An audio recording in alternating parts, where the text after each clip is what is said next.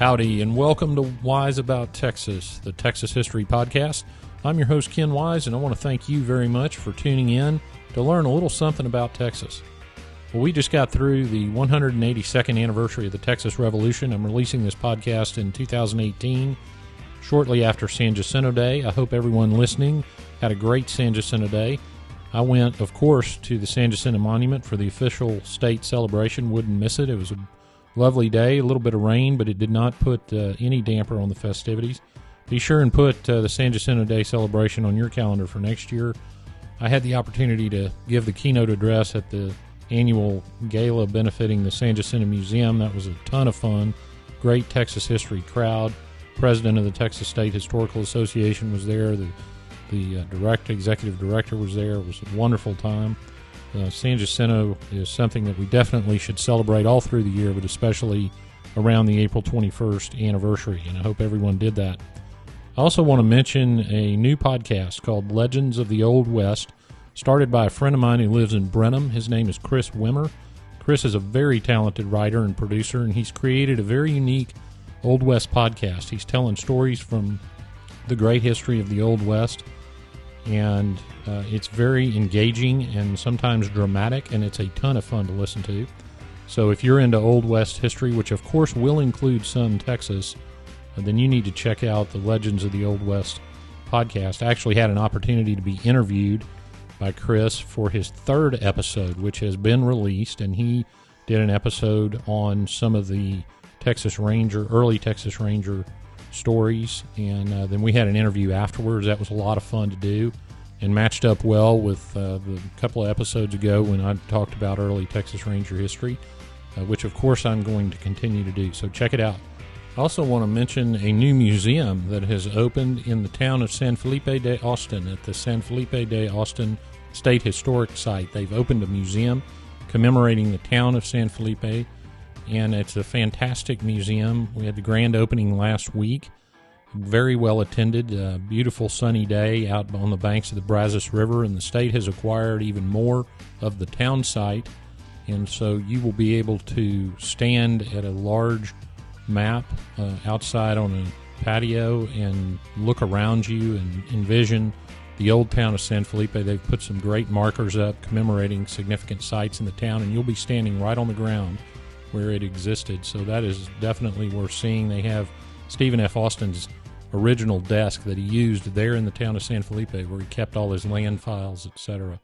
And so go out to San Felipe de Austin. I've talked about that town, of course, a lot on this podcast, and it's just west of Houston on Interstate 10, so go check that out.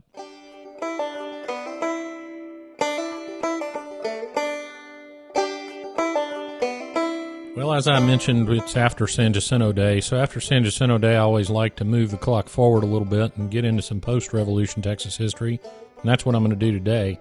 Today is a story about a river and the man who loved her. In northern Texas, two streams come together in Fort Worth to form the beginnings of the Trinity River. Two more streams join the Trinity near Dallas. The Trinity flows 710 miles before it empties into Trinity Bay in Chambers County. Hope once flourished that the Trinity would become a major north-south shipping artery, but those hopes never quite matched up with reality.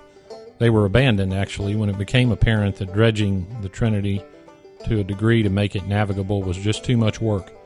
But one man refused to surrender, and he promoted the Trinity as a viable part of the Texas transportation infrastructure till the day he died. And to help promote it, he decided to go on a 21-month journey to prove it. This Texan, you should know, was named Basil Muse Hatfield, the First Admiral of the Trinity. So pull up a chair and let's go back to the turn of the 19th century and get wise about Texas.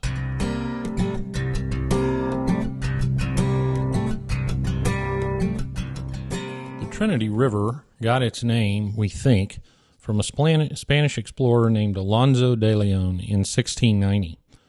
La Salle saw the Trinity, and he called it the River of Canoes about 1687.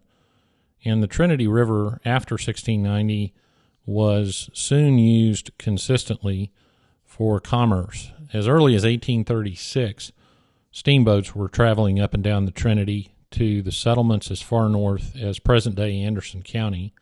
So Texas was settled pretty far north to south on the far eastern side of the state. One boat in 1854 made it as far as 50 miles from Dallas. Later, an Army engineer determined that the Trinity was the least obstructed river in Texas. Now, I didn't look at that report, and I find it hard to believe, but that was the findings of an Army engineer. And certainly, he did that in 1853, by the way. And least obstructed meant actually least obstructed of lots of obstructed rivers. In 1868, after the Civil War, a boat actually did make it all the way up the Trinity to Dallas. That trip took 1 year and 4 days. So navigating up the Trinity was no easy proposition.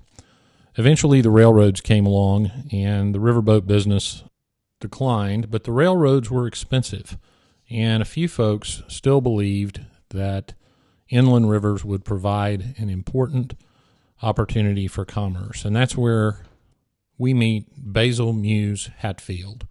Now, Basil Muse Hatfield was actually the 14th Basil Muse Hatfield in his family, or so he claimed. He was said to have stood 6'3" and weigh 300 pounds, so he was a big old boy. He was born in 1871, appropriately enough, July 4th, 1871, in Washington, Texas, which we now call Washington on the Brazos. His grandfather, Basil Muse Hatfield, of course, laid out the town of Washington, and his grandfather's listed in one source I found as Basil Michael Hatfield, but he might have been Basil Muse. Either way, he was a member of Captain Gibson Kirkendall's company at San Jacinto. So, Wise About Texas listener Marshall Kirkendall, I know you'll appreciate that. Basil Hatfield at San Jacinto was part of the detachment guarding the camp baggage at Harrisburg, and after the war, he became a merchant in Washington. He named his son, our Basil Muse's father, Sam Houston Hatfield, so we know that he certainly appreciated his general at San Jacinto. Let me digress one moment here and talk about how our Basil Muse Hatfield got his affection for rivers, and it came honestly from his grandfather. Now, this story goes back to 1851, and the residents of Milam County in central Texas were trying to figure out how to get their crops to market more efficiently. And there was a merchant in that town named McCown, and he went down to Washington, and he talked to the San Jacinto veteran Basil Hatfield about trying to take a boat up the Brazos River into the Little River and all the way to the county seat of Milam County, Cameron, Texas. Because if you could get a boat to Cameron, you certainly could get it back down the river. Well, Hatfield had a steamboat named the Washington, so he loaded it with groceries, including, of course, whiskey, and he took it up the Brazos River. He took it into the Little River, and he made it to a point 2 miles from Cameron, but that was close enough and a cause for celebration. In fact, there was a 2-day party aboard Hatfield's boat, and then Hatfield took the boat back into the Little River and back home to Washington. That was the first time that a big boat had made it almost to Cameron, Texas. Unfortunately, it was also the last, but we do see how the Hatfield family wasn't afraid of a challenge.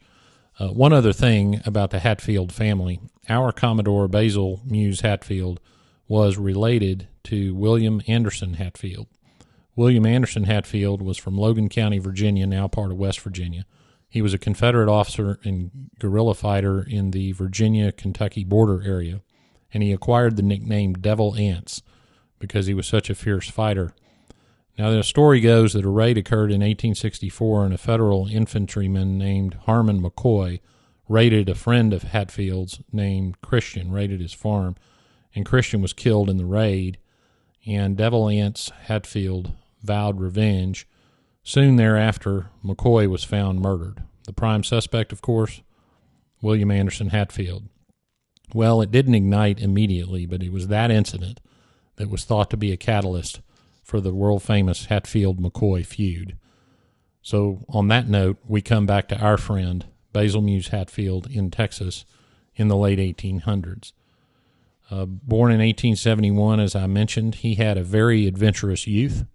Some say that at 16 years old he got on a cattle boat and sailed for England. Now, there was really no way to verify this for sure, but cattle were shipped to England by boat. So, as we say sometimes on this podcast, it could have happened. And there were other stories about Hatfield in his youth. One had him sailing down to South America.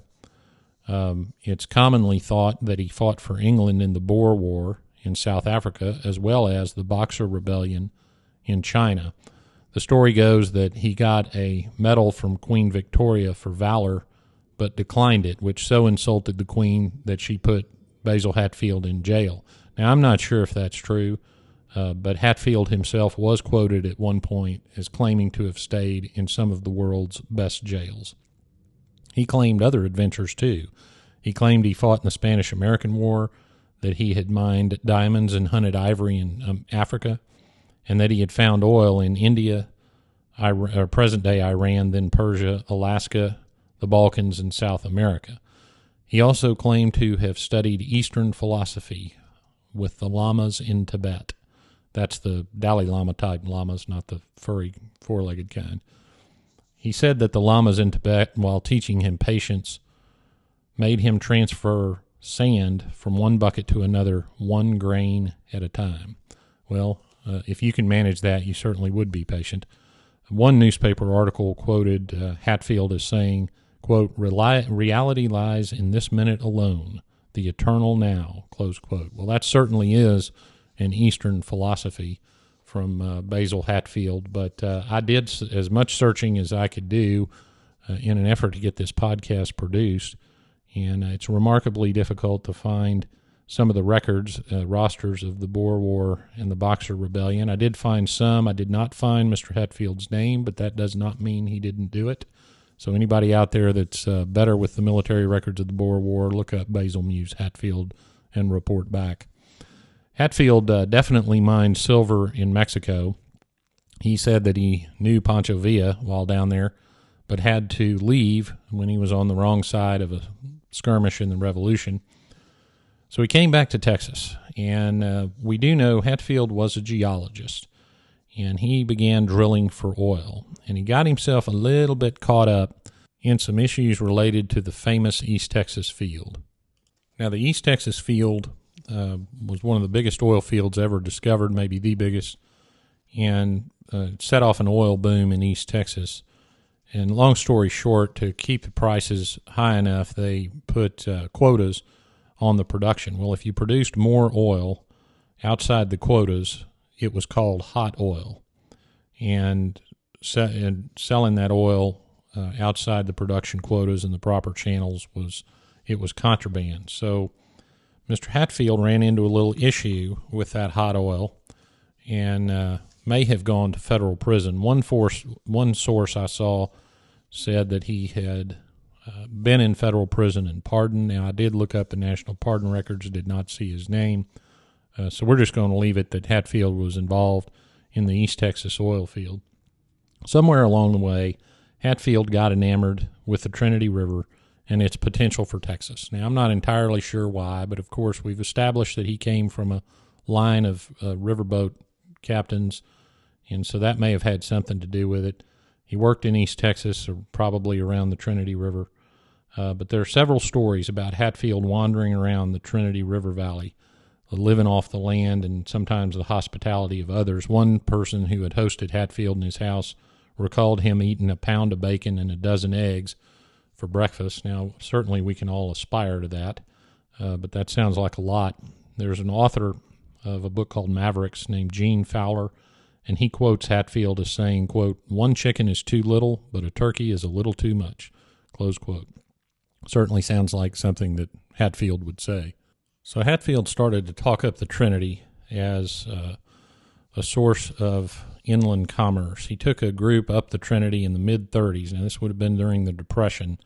And one of those travelers recalls Hatfield regaling him with stories around the campfire of being a soldier of fortune in South America with somebody named William Walker. Well, there was a William Walker who was a filibuster in South America in the 1800s, but he died 10 years before Basil was born. So, again, another story we got to put a question mark on, but certainly probably sounded good around the campfire. He also told that group stories of steamboats going up and down the Trinity. Now, those stories were actually true. There were some dams and locks built on the Trinity in the 1800s. The ruins of those were visible in the 30s. They may still be there if the river is down, because it was a source of commerce for the 1800s. So gave a little support for Hatfield and his advocacy.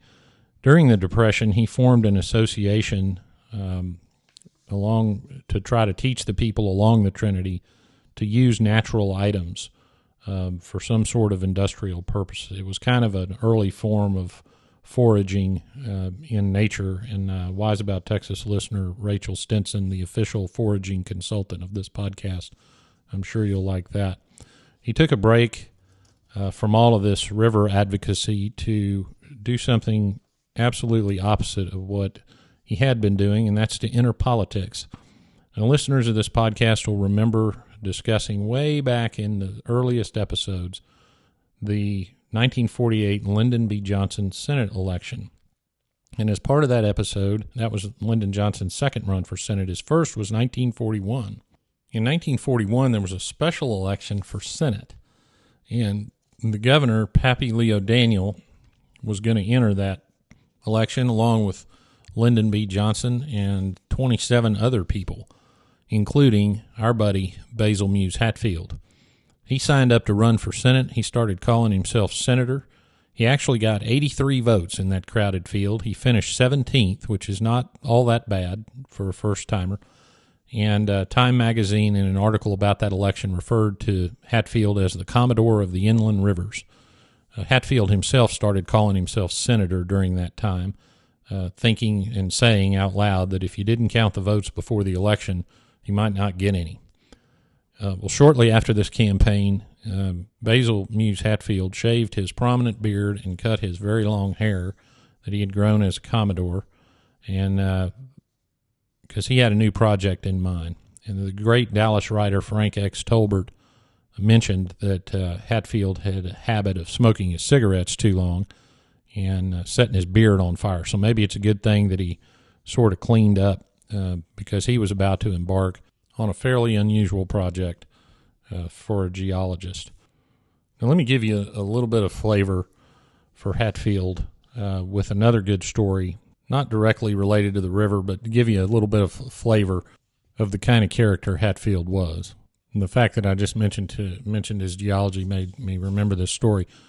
In the 20s, he was drilling for oil in Odessa, and a swarm of bees took up in his gearbox. He had a Ford, a 20s Ford, and when he stopped, the worker bees would fly out of the gearbox and go do their bee stuff, and when he started the car, the bees would all return to the gearbox where the queen was. Now, I presume that's because of the vibrations or something of the gearbox. I don't know. The bee experts out there can tell me. But one night, as a joke, he decided to go park that car in Johnson's garage. Well, Johnson not only owned the garage, he was also the sheriff. So when the garage worker showed up the next morning, of course, the bees had taken over the garage. So the sheriff summoned Hatfield. Hatfield walks in, starts the car, the bees pulls out of the garage, the bees all go back to the gearbox, and he drives off. The sheriff pledged to fine Hatfield $1 per bee, but we don't know if that was collected. So that's the kind of guy Hatfield was, and he did have some success as a geologist. He was drilling in Odessa in the 20s. He had a company called the Texas Mahia Drilling Syndicate. He lived in Fort Worth, but he listed himself as trustee of this syndicate. He was married in Fort Worth to Lena Hatfield, and they had 2 children that I know of, a daughter named Sue and a son named, of course, Basil Muse Hatfield Jr. So anyway, let's go back to the Trinity River. Now, Hatfield was a man of big ideas, so he decided that what he would do was prove once and for all that the Trinity was navigable and that could serve as an artery for commerce. So this is what he did.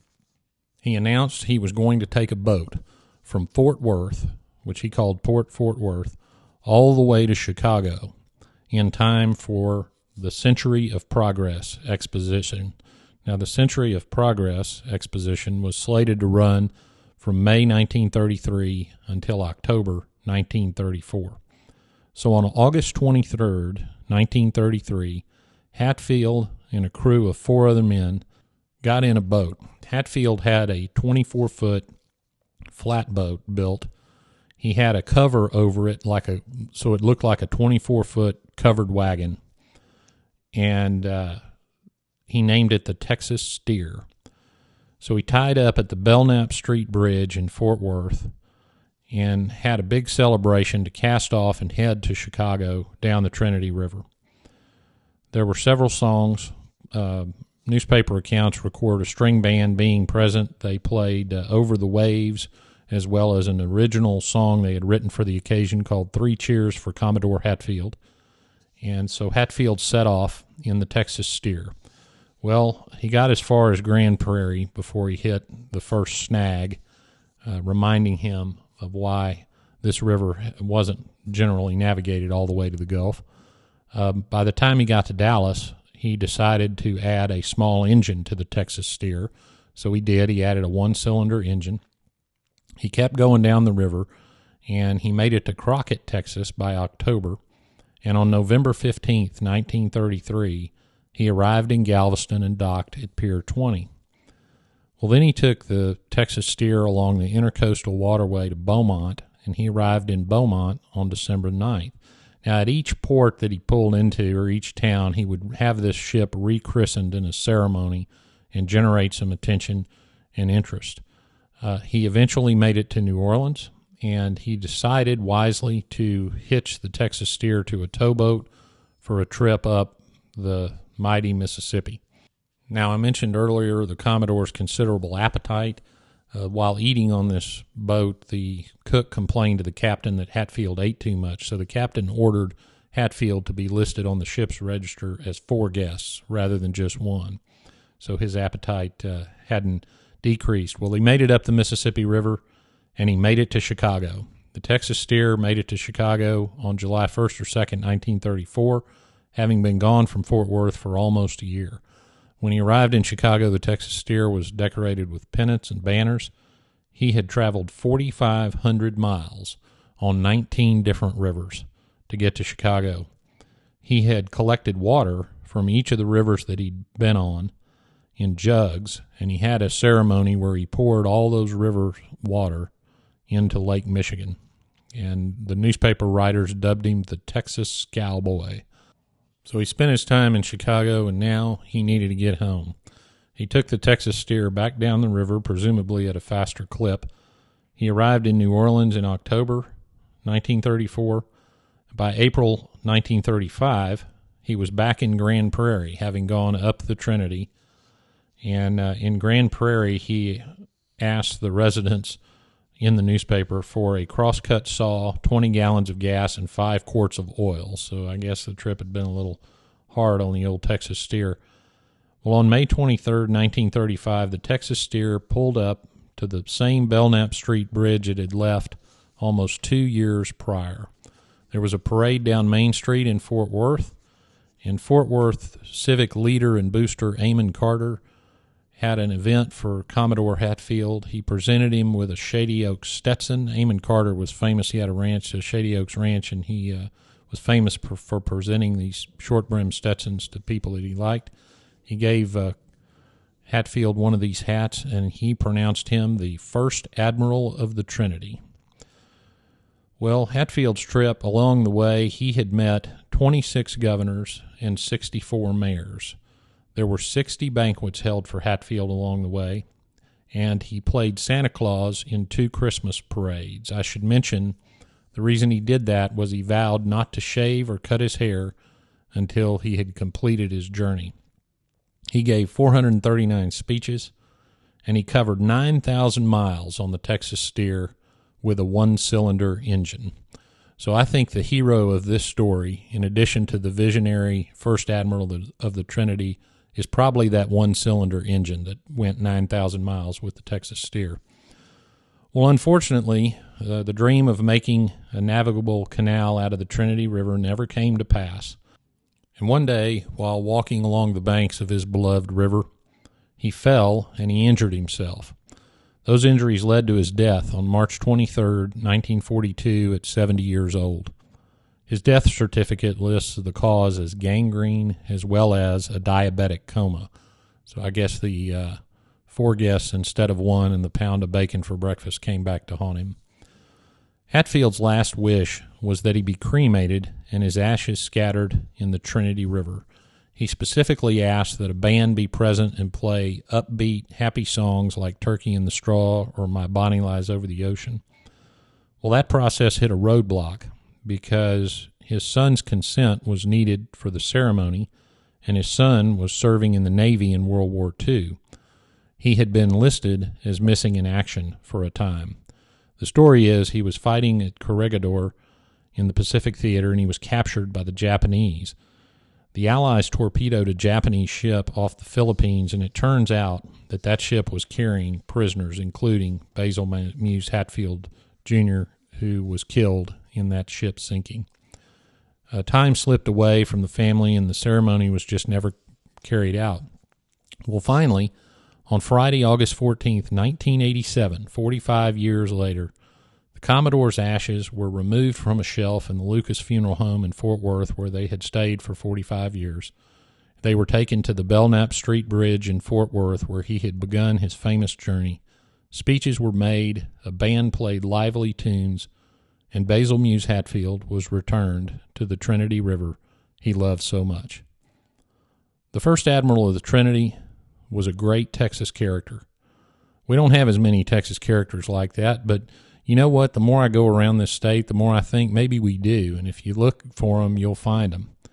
He had a tremendously interesting life, and I think one of the great lessons that Basil can teach us is to go out and have an interesting life. Do something you love and have fun doing it.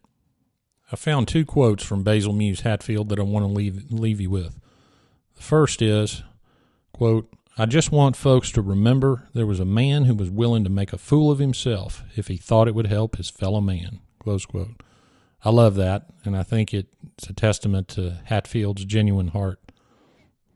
And here's the second, quote, "It's all right to lie about Texas because it'll be true tomorrow," close quote. Those from the Commodore, the First Admiral of the Trinity, Basil Muse Hatfield.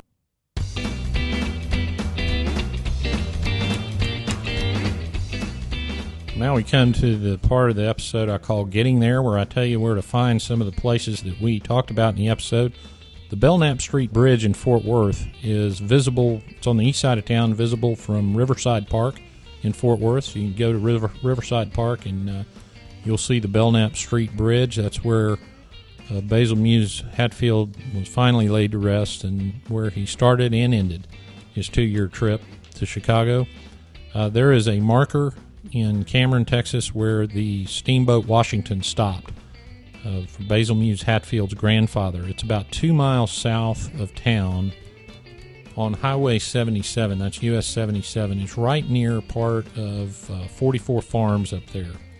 It's on the northbound side of the highway.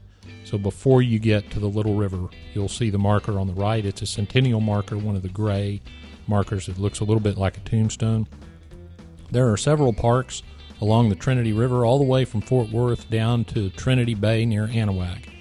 So next time you're at a park near the Trinity, or next time you cross the Trinity, tip your hat to the First Admiral Basil Muse Hatfield.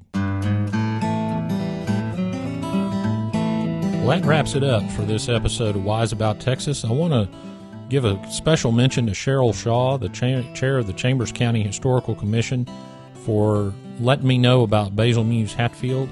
I want to recognize author Gene Fowler, who wrote a book called Mavericks that's got a great part on Commodore Hatfield, and Mike Nichols, a former writer for the Fort Worth Star-Telegram and a blogger from Fort Worth, who did a ton of newspaper research on the First Admiral of the Trinity. I hope that you will follow the Wise About Texas Facebook page. You can follow us on Twitter at Wise About Texas and Instagram at Wise About Texas. You can support the preservation and promotion of Texas history on patreon.com, patreon.com/wiseabouttexas. And if you're enjoying the Wise About Texas podcast, I want you to think about telling a friend or two. Help them find the show and hopefully get excited about Texas history. Thanks for listening to this episode of Wise About Texas. I hope you'll go out and do something for Texas today. And until next time, God bless Texas, and we'll see you down the road.